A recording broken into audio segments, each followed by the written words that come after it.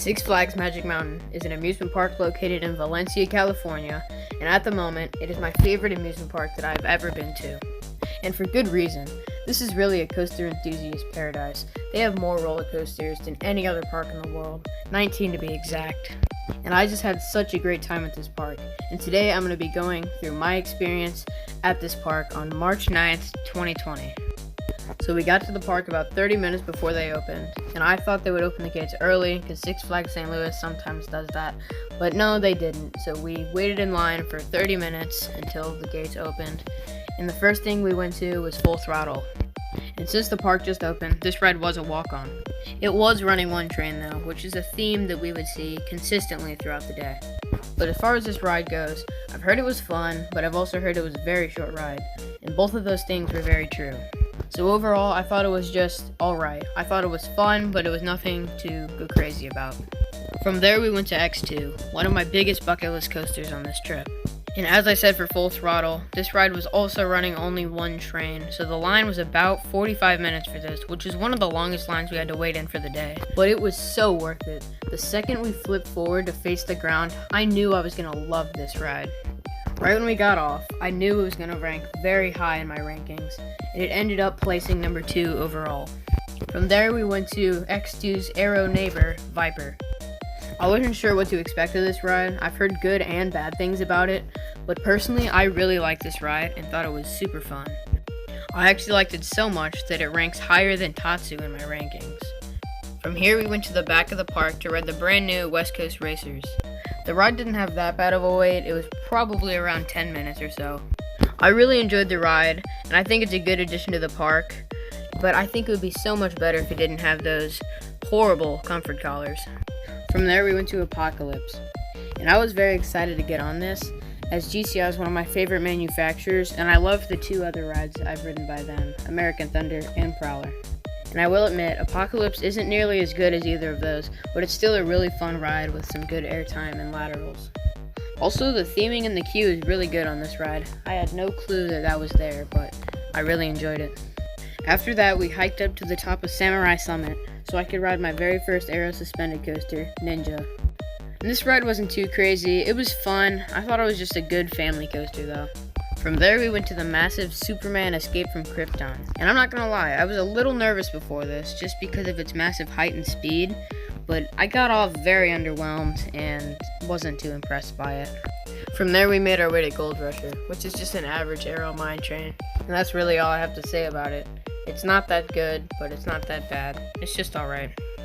From there, we went to the massive stand-up coaster, Riddler's Revenge. I was pretty excited before this ride because I really liked Georgia Scorcher, and I thought this would just be a better version of that. But it wasn't as good, and I just didn't enjoy it as much, and the 45-minute wait didn't help either.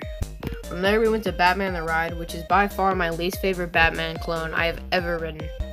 I hit my head so many times, and it was just very uncomfortable compared to other Batmans I've ridden, and I just did not enjoy it. So after this long string of very mediocre rides, it was time to go to an elite ride. From Batman, we went to Twisted Colossus. And if you watch my top 10 coasters I'm excited for at Six Flags Magic Mountain, you'll know that Twisted Colossus was the coaster I was most excited for at this park. And although it ended up not being my favorite ride at the park, this ride is still phenomenal, and it ranks number 3 overall for me. The airtime is great. It's even better if you get a dual. Just the whole experience is phenomenal, and this was the first ride that I rode 2 times because we were trying to get everything done in the day, but I just couldn't resist this ride and I had to get on it again. But from amazing to pretty mediocre, we went to Scream next. And I've heard some pretty awful things about this, mainly regarding the headbanging and the rattle. And when I rode, both of those things were very present. Not to mention, this was the first Zen ride I've ever gotten on a coaster. So that's cool, but I've heard this ride has a lot stronger rattle with less people in the train, so win-lose, I guess. From there, we made our way to Goliath, which had a 45-minute wait. And at this point in the day, we weren't sure if we were going to get through everything, especially with the slow-moving line on Goliath. But we finally got off the ride, and I have heard some bad things about this ride, but I actually enjoyed it.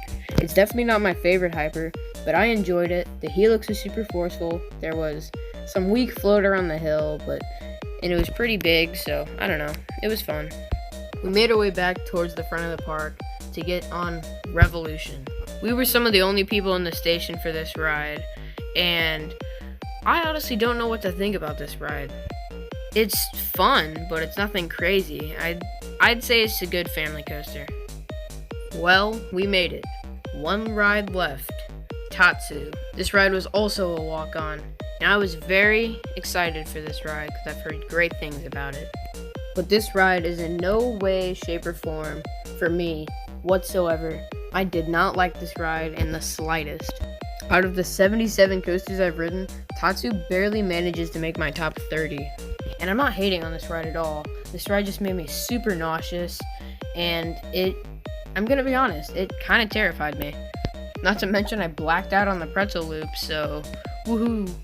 What a way to end the Six Flags day, right? Actually, no. We saw there was 5 minutes left until the park closed, so we made our way over to X2. We just barely made it in the queue before they closed it, and there was actually like an hour wait, but they let us wait until we got on the ride, so that's cool. Actually closed an hour ago, but they let us ride X2, and it was like an hour wait. See? I'm not lying. So overall, this park is absolutely amazing. I would love to go back one day, which I probably will, especially once I add the Jersey Devil clone, which I think is kind of dumb, but I don't know. It'll be cool nonetheless. So that's going to do it for the video. Thank you all for watching. Make sure to like, comment, and subscribe, and check out some of my other videos if you haven't already. I would appreciate that. And always remember, arms down, head back, and hold on. Arms down. Arms down. Arms down. Get your arms!